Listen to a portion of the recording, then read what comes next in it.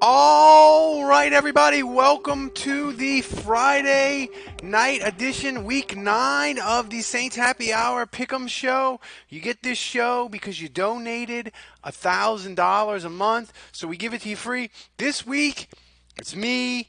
Andrew is in Disney World with his lovely family, his wife, the 2 children, but we have a special guest picker who I consider like one of my better Twitter friends.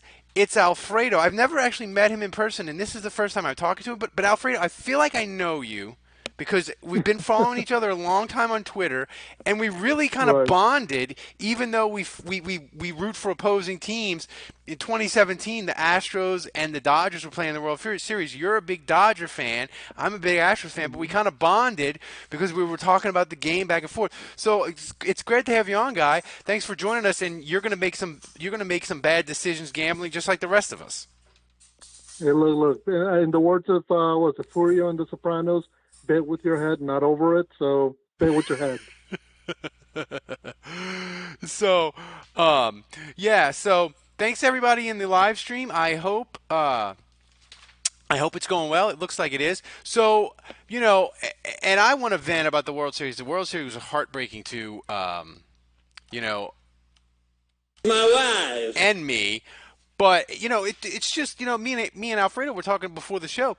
Baseball's one of those things where like the best team doesn't always win a lot of the times. Like in basketball, the best team wins almost all the time in the 7 game series, right? And in football, even though Right. it's one and done, the best team usually wins most of the time. But in baseball, it gets crazy. It gets weird, and it got weird for the Dodgers in 2017, right? Game 5 was just an abomination, right? If you're a Dodgers fan, you're looking at it like, how do we lose this Yeah. game 12-11? It was wild. It was nuts. We were winning by 4 runs twice.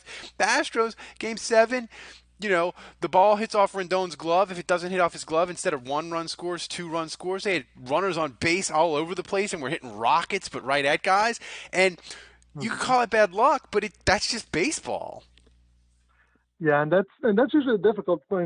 Usually with football, it's such a team effort that usually the better team wins, and same thing with basketball. With baseball, I mean, you can have a hot pitcher come in during a playoff run or a postseason run or series and dominate. I mean, legends get made of out of a pitcher or 2 pitchers coming in and taking over and denying potent Yeah. offenses. And I mean, you guys, I mean, the Astros had to face Scherzer, had to face Strasburg. That's a lot. And meanwhile, the Astros are throwing at Cole, they're throwing at Greinke, and they're dealing. And it's that's where you end up relying so much on the guys at the end of your bench, or the guys at the end of at the in your bullpen, guys who you normally would go, okay, normally if they make a mistake, we can live with it, but postseason World Series, they make a mistake. Next thing you know, 2 runs come in, and that's the difference. Yeah, and it was weird in 2017. Hinch lost complete confidence in his bullpen because Giles was just a disaster, and they're like, "We can't pitch you anymore." So basically, AJ Hinch had no confidence in his bullpen. Even Harris, who was amazing this postseason, was kind of iffy then. AJ Hinch basically was like, "Anybody that I bring in from the bullpen, if you can get outs, I'm leaving you in." So he had Peacock pitch 3 1/3 innings. He had Charlie Morton pitch 5 innings to close. Had Mm-hmm. McCullers pitch the last 4 innings of the Yankees game in the ALCS in Game 7. So it was just a weird situation. But people may or may not listen to this podcast for my rants on the Astros. But I wanted Alfredo. I just wanted to buy more World Series winning merchandise, and I feel cheated out of it. I wanted to buy another throw blanket, a snuggie, a clock. You know. Well, here's the thing. I always tell people, like last year, 2018, when the Dodgers lost to the Red Sox. Besides that crazy 18 inning Game 3, we were really never really in it. The Red Sox were such far and away the better team. And you go, okay, you tip your hat, you go, it is what it is. When it's a series that's so close, goes to 7 games, goes to extra innings, goes, like 2017 or even this year, 2019, because really, I'm trying to think, there wasn't really a game, maybe one game or two where things got out of hand. But by and large, both teams were close. Yeah. And when you lose being so close, it just hurts, particularly like game seven, you're leading, you're at home, you're rocking, you're Mm-hmm. thinking, okay, we're going to do this, we're going to do this.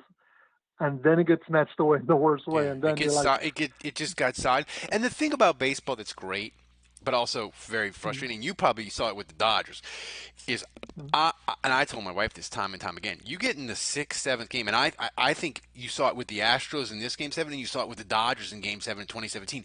You because they don't because football you can't really see their faces with the helmets. In basketball, they're constantly running up and down. But for baseball, it's so slow. You can see the stress on their face. In like 2017, you could mm, literally see the Dodgers when they fell behind 5-1. Once it got to the seventh inning, you could literally see it on their face. They're like, "We only have seven yeah, outs. We only have six outs. right. Oh my God, we only have five outs." And you could just see them just gripping the bat, just turn it to sawdust. And you saw it with the Mm, Astros in Game 7 Wednesday. You could just see it in their face. They're like, "Oh my God, it's 4-2. I gotta hit a 3-run home and get us back in this game. No one's on base." But that's what it is. But oh, mm, I want to thank Andrew.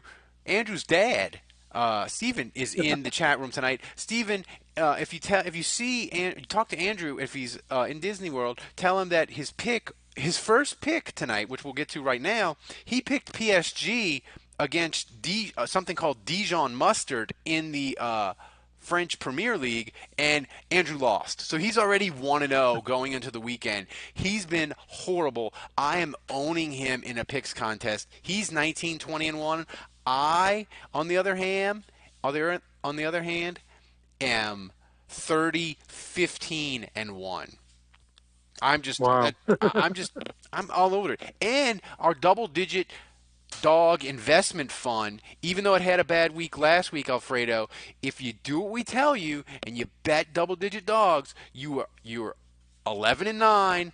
You're actually 12 and 9 because Arizona plus 10, they covered last night. Bet, Wow, well, that's but you, good. you but you got to just bet the double digit dog. So Andrew's already 0 and 1 in the hole. All right, my first pick. If you listen to the gambling show, you know Rutgers football is my baby. I've been riding them all year. They treated me fantastic. I got college education fund for the children, my one child. But last week, they broke my heart and they beat Liberty and Hugh Freeze, aka the coach who likes to hire prostitutes on a company phone and coach in a dental chair. Rutgers actually won a football game. They were a 7.5 point underdog to Liberty. They won.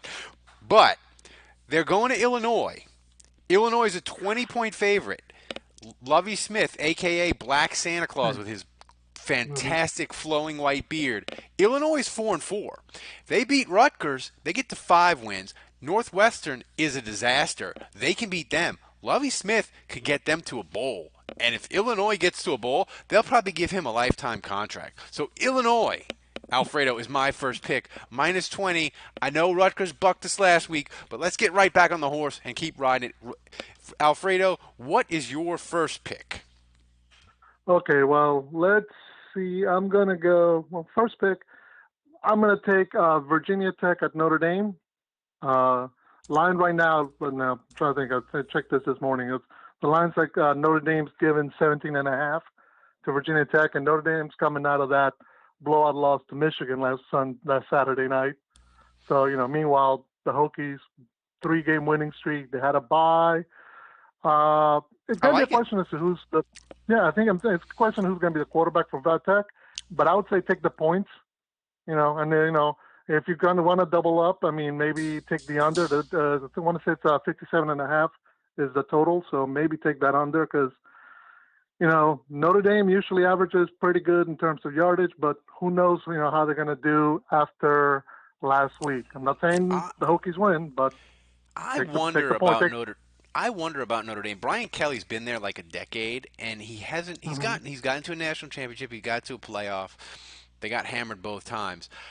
I just wonder, like, is he going to be a guy that's going to think, I've been at Notre Dame a decade. I need to get on up out of here before they chase me out. And I wonder if a good job opens, like a team would want him, like maybe USC or another team where he would move to another team. But we'll see. So I like that pick, though. Virginia Tech set plus 17 and a half is good.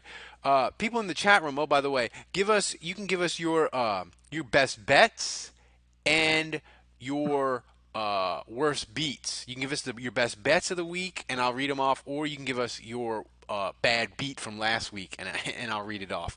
So our next pick, me and Andrew are going head to head. Andrew has an addiction to betting Tulane football. He feels like he can read the green wave and he knows when to bet against them and when to bet on them, and he's been completely Hmm. wrong all year long. He is taking Tulsa plus 10.5. I'm taking Tulane minus 10.5. Look, I know Tulane.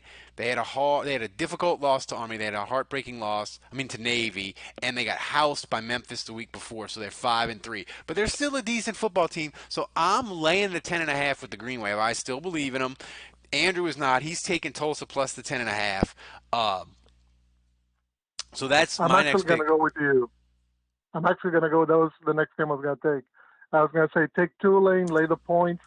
Tulsa is dead last in rushing yards with 132, and they can't stop the run. They give up 195 yards per game.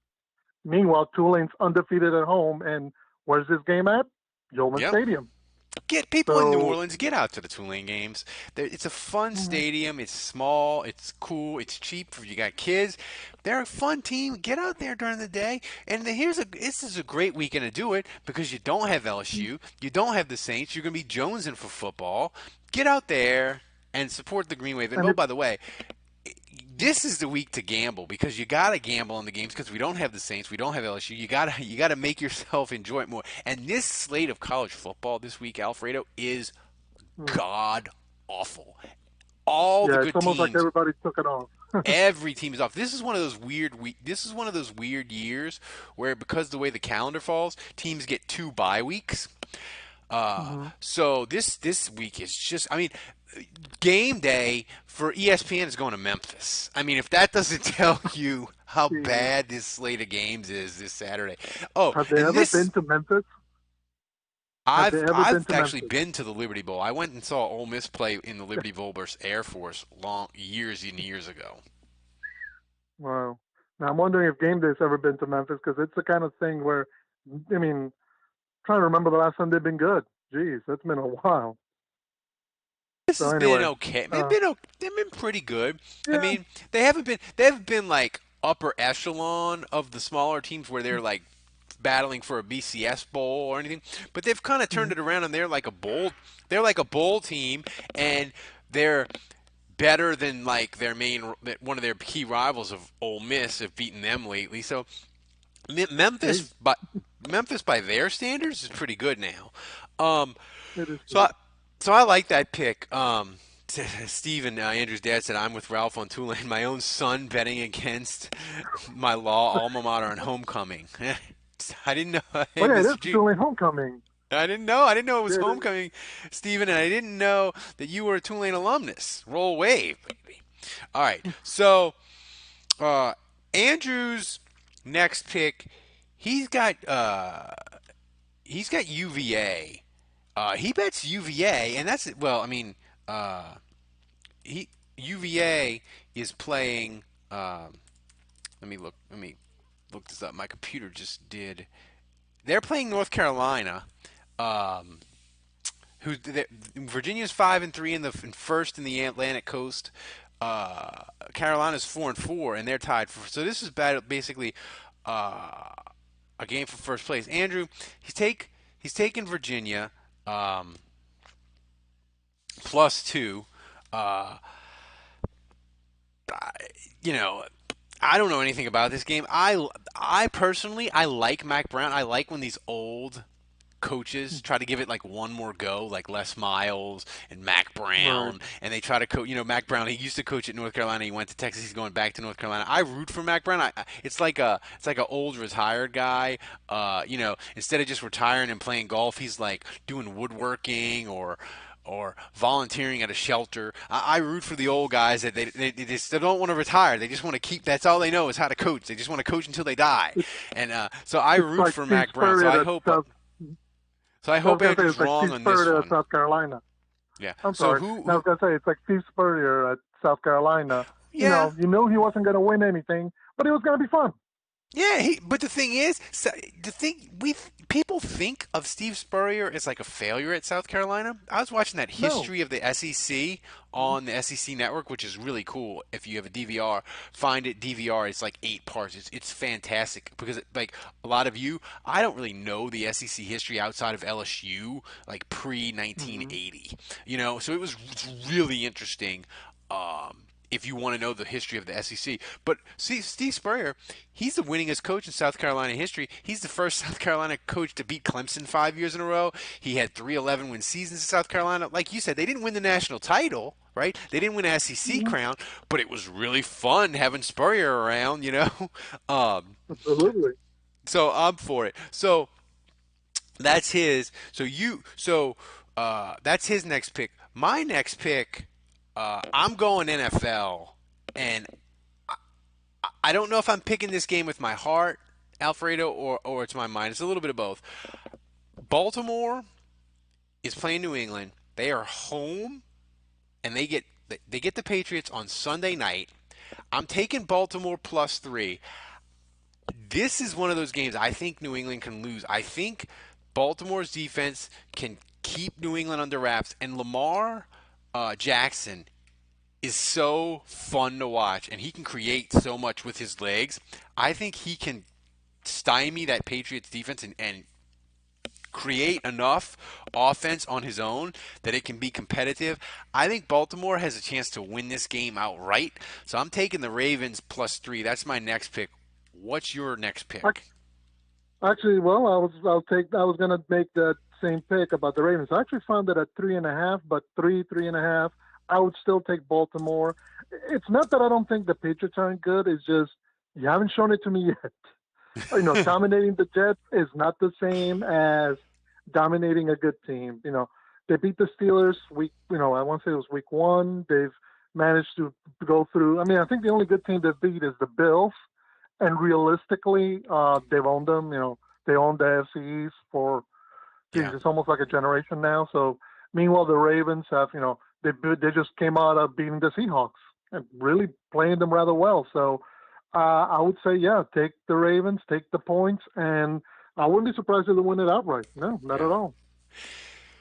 Andrew's next pick, I like this pick, and it's Washington +10 um, at Buffalo. And here's the thing with Buffalo, they have a really good defense, and they beat the bad teams. But they've had these games where they're favored by 14 against Miami. You know, they're favored by these huge amounts, and Josh Allen for them is just a disaster at quarterback. I mean, all he does is complete. He can't. He only completes like 60% of his throws, which in the NFL now is bad. He's terrible. He makes plays with his legs a little bit, but Buffalo is not good enough to be favored by 10 against anybody, and Washington is a No. great play. And Washington's actually been playing a little bit better. If you want to get nuts, this is not one of my official picks, but if you want to get nuts, take Washington on the money line and just do Mhm. it and hope. I think it's a very good shot that Washington could win because Buffalo, they have a hard time scoring. So if Josh Allen makes a couple of mistakes and gifts Washington 7 or 10 points, Washington will be in that game and not only cover the spread, they have a chance to win. So that's one of Andrew's picks that I really like. And on Mhm. the double digit dogs, I'm putting a little extra on Washington plus the 10. I like that pick for Yeah, Andrew. that line stinks, and that would, if you're not taking Washington, because it's a lot. I mean, anytime you go double digits in the NFL, you always got to be like, okay, you really want me to put this bet down, and unless it's a team that's historically bad, like the Jets or the Dolphins, something like that, I'm always leery of any line that big. Well, yeah, and I mean, the thing is, look at the Saints. They struggled with Arizona for a while, and they got separation eventually. But the thing with the Saints that and they're off, so we won't pick. Obviously won't have a game to pick this week. But the thing that makes the Saints such a really solid bet, well, one thing is the Saints have only lost 4 freaking times in October in the entirety of the Sean Payton era. They haven't lost a home game in October since Colt McCoy fucking beat them in 2010. That's how long it's been since the Not Saints that game. lost at home in October. But the thing that makes the Saints such a good bet, Alfredo, is their defense is good. So, when you have a team that has a really good defense, it's really hard to get upset by a bad team and lose. And I think that's the case with Buffalo. But unlike the Saints, Hmm. Buffalo just can't score. So all their games are going to be close. And 10 points is just, to me, it's just too much at this point. My next pick is Minnesota. They're going to Kansas City.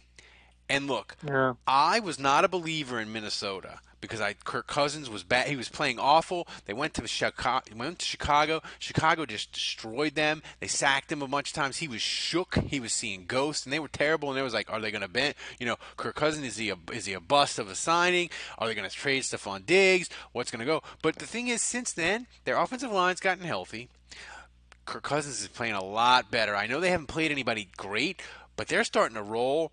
Their defense in the back isn't great. Their secondary, for whatever reason, Xavier Rhodes and different things, they're not playing as well. But I think Kansas City, they have Spags as their defensive coordinator. They can't stop anybody running the ball, right, Alfredo? And the thing that I find Right. funny is you'll hear all these analysts that give us these cliches. They're like, well, the way to beat Kansas City is you got to run the ball to keep Patrick Mahomes off the field. No, dude, you run the ball against Kansas City because they're terrible at stopping it, and it's really, really easy to hand off and get 5 yards. And I just think Delvin Cook's going to eat them alive. So I know it's Hmm. only 1.5, but I think Washington could go in there and win.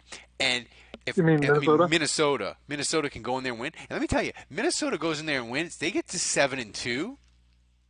Then Hmm. you have to start looking at it's San Francisco, Green Bay, Minnesota, and the Saints all duking it out for the number one seed. Now, Green Bay, Minnesota, and San Francisco and the Saints, they all play each other a bunch of times, so it'll get sorted out. But Minnesota goes into Kansas City. I think you really have to consider them a Super Bowl potential team in the NFC, and I think they may be. I like Minnesota. They're my pick, plus 1.5. What's your next pick?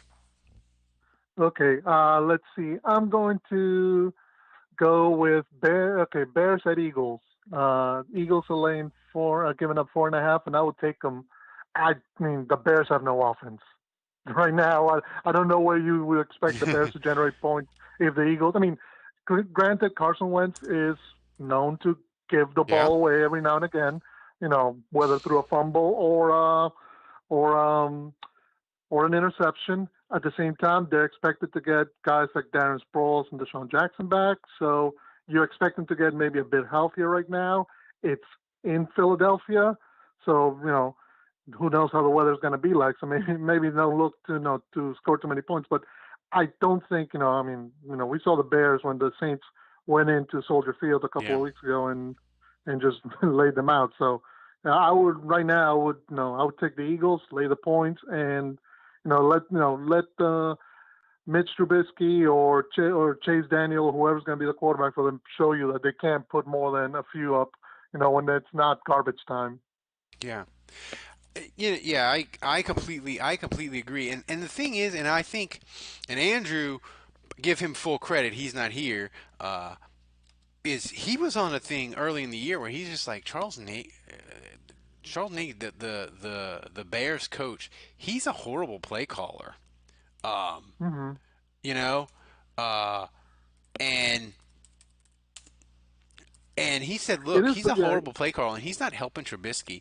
And they don't run the ball enough, and they don't stick to it enough. They did last week a little, but I just think Trubisky is bad. And I really think um, that that's a landing spot for Teddy Bridgewater. I really do. I really think the Bears after this year are going to say, look, we're not going to pick up your fifth year option, Trubisky. And that's and they'll say, look, Teddy Bridgewater, you played in the NFC North. We like you. I think the Bears are likely to give him like a 2 year, like 24 to $30 million deal. And if you're the Saints and that could be a potential bad thing because Teddy could walk. And if you're Teddy Bridgewater, if the Bears offer you a starting job, you have to take it, even if it's just a short-term deal. Because I think you look at the Bears, their defense is great. They have nice receivers. They have Montgomery, the nice running back. Like that would be a decent spot for Teddy, except that I think the Bears coach is terrible. Um, And but remember, the Bears tend to have that bad year, good year cycle. So yeah, they were good last year, they're bad this year. So Teddy goes back next year when there's a good year. Next thing you know, they're in the Super Bowl. That kind of thing could happen. no, you're right. So so Andrew's next pick, he's got he's got Seattle. They are hosting the Bucks. The Bucks are just atrocious. They lose games. They're weird. Their run defense is really good, but Jameis Winston is up and down. I don't. That's a good pick. Seattle's -5.5. They're hosting the Bucks at home. Jameis going to Seattle. That's a good play to bet on Seattle. The one thing Yeah. interesting about Seattle is they claimed Josh Gordon today. Uh, they were the 28th team in the claiming line. They claimed him. They need help at receiver.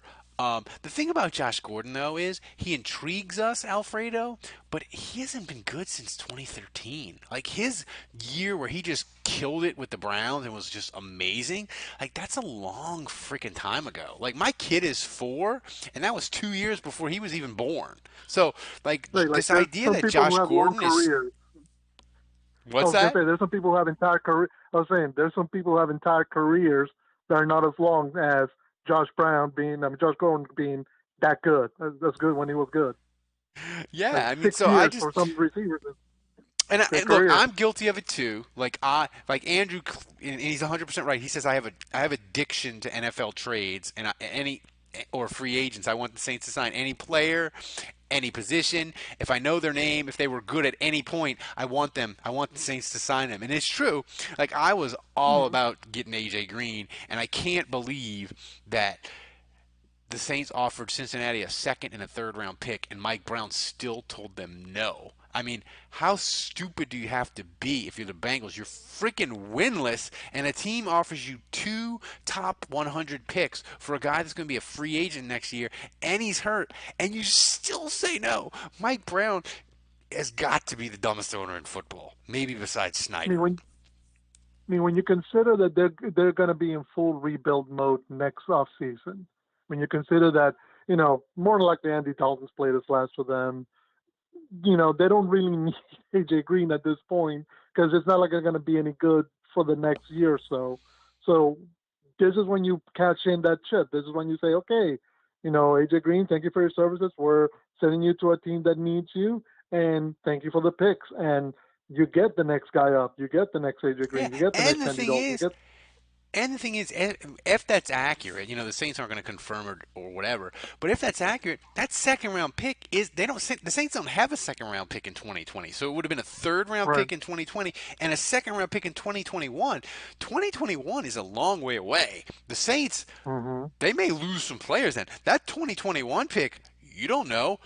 My football changes freaking fast. That 2021 Right. second round pick might be a top 10 pick. We don't know. And I just, that's, if Cincinnati turned down that offer, that's malpractice. I just, it's Yeah. stunning. Um, It is. but, It uh, isn't surprising that's the Bengals.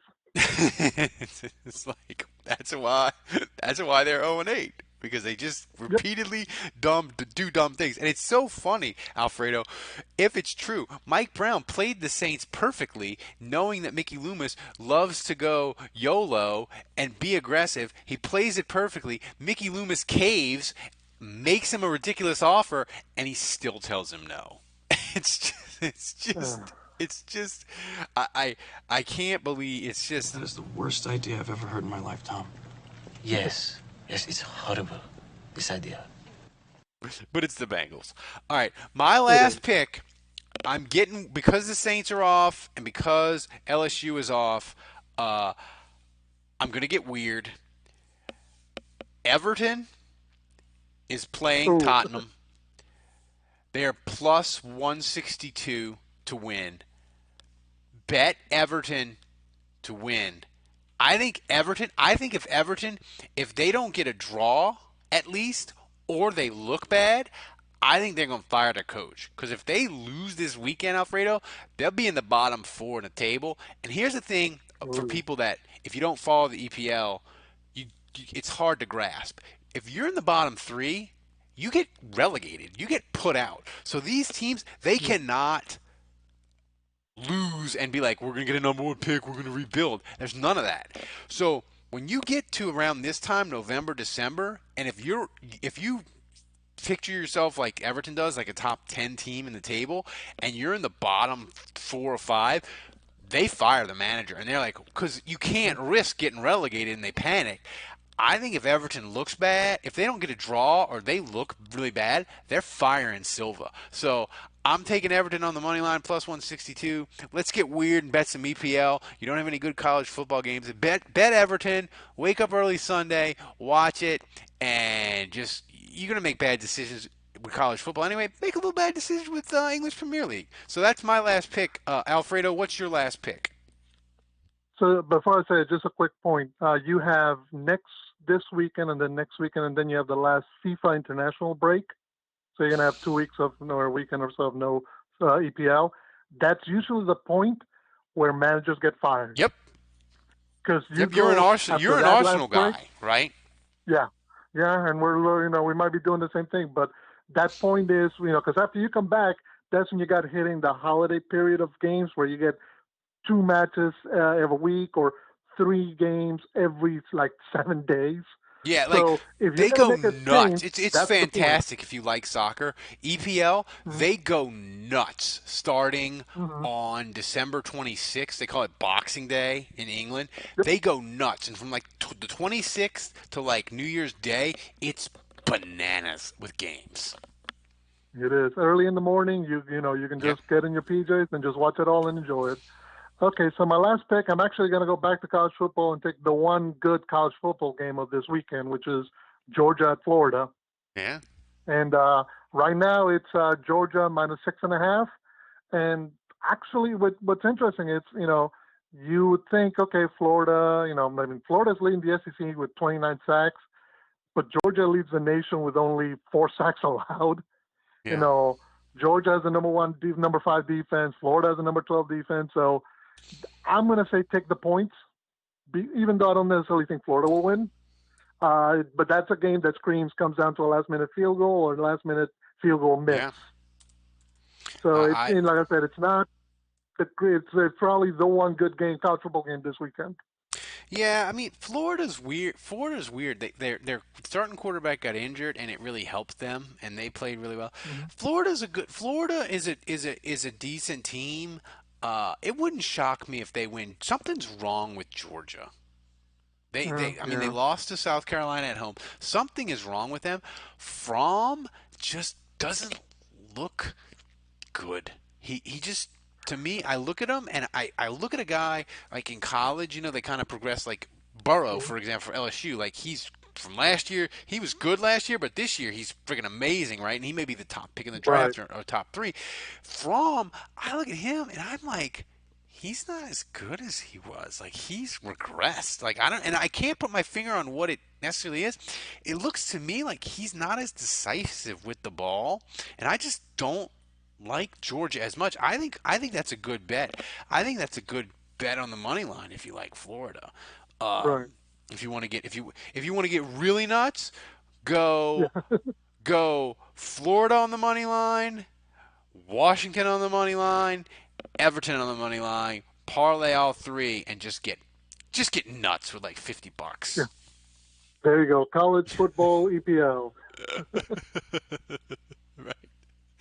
So this has been the Gambit Show, but I want to remind everybody: get to register for the live show at Tracey's if you haven't already. I know probably most of you in the live show are big fans of the show, but we want to have you guys out there. We are at, last time I checked, Andrew, guy for Armchair Media, we're at 111 people registered for this. And, you can show up day of without RSVPing. We don't care. You're not going to turn you away. But if you register, like I said before, you get a T-shirt. My wife, she'll be at a table giving out T-shirts. You can meet her. You can say hello. You get a shirt. The shirt's really great. It's got the happy hour logo and everything. It's cool. Oh, by the way, click on the link. We created a T-shirt to make fun of Atlanta. It's forever 28-3. You should buy it. We Mhm. made the price really cheap. It's $20 including shipping. We're hardly making any money off of it. We just got a guy. We thought it was funny. So it's forever 28-3. It's fantastic. It's on the link our Patreon site or wherever you find our podcast. Do it. It's great. It'll be fun. Ooh, I Do found it. something. It's awesome. What's that? I was saying, I just found the link. It is awesome. It is awesome, and look, like I said, we don't, we just, I got the guy who did some of graphics, I got him to do it for us. It wasn't just, I mean, we'd like to make a little money, but mostly we just thought it was funny, so we did it. So you can order it today. You get it before the Atlanta game, hopefully, so you can wear it and mock the Atlanta fans. So, Alfredo, thanks for joining us. It's too bad Andrew couldn't be here on a bye week. Look, this is the bye week for the Saints and LSU. But I'm telling you people, next week is going to be such a massive football weekend.